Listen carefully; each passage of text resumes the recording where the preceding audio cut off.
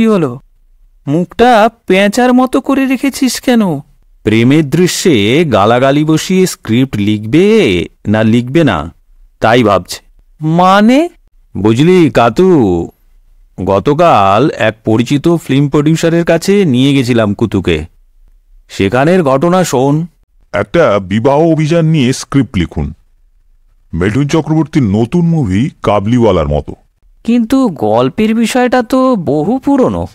আরে না না, পুরনো বোতলে নতুন মদ।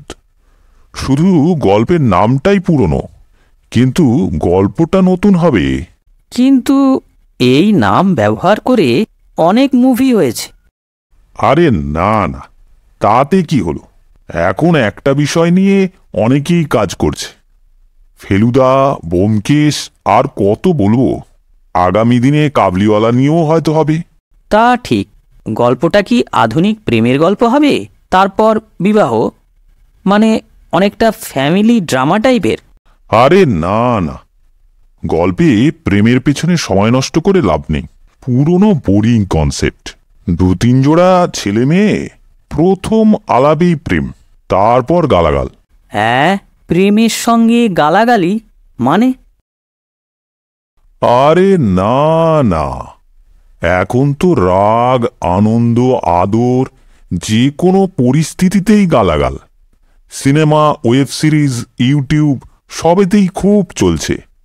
তাই গালাগাল দিতে দিতে সোজা বিয়ের আসরে? আরে না না, সোজা বিছানায়। তারপর দুই বাড়িতে এই নিয়ে ঝামেলা। আরে না না, তারপর বেশ কয়েকবার দেখা। আর বিছানার দৃশ্য? আরে না না, শুধুই বিছানার দৃশ্য দেখালে তো পর্ন মুভি হয়ে গেল। দুটো ডান্স বারে আইটেম সং, দেশ বিদেশে কয়েকটা সিন, তারপর বিয়ে। আর তারপরেই আবার নতুন করে অন্য ছেলে মেয়ের সঙ্গে আলাপ। তারপর পুরনো সম্পর্কের ইতি, ডিভোর্স।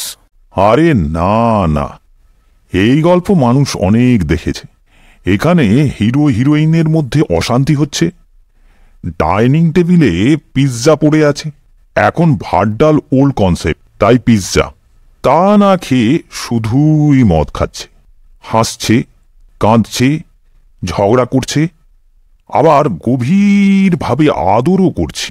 মানে কি করছে, কেন করছে, কিছুই বুঝতে পারছে না। শেষে ডিসিশন নিল। কি ডিসিশন নিল?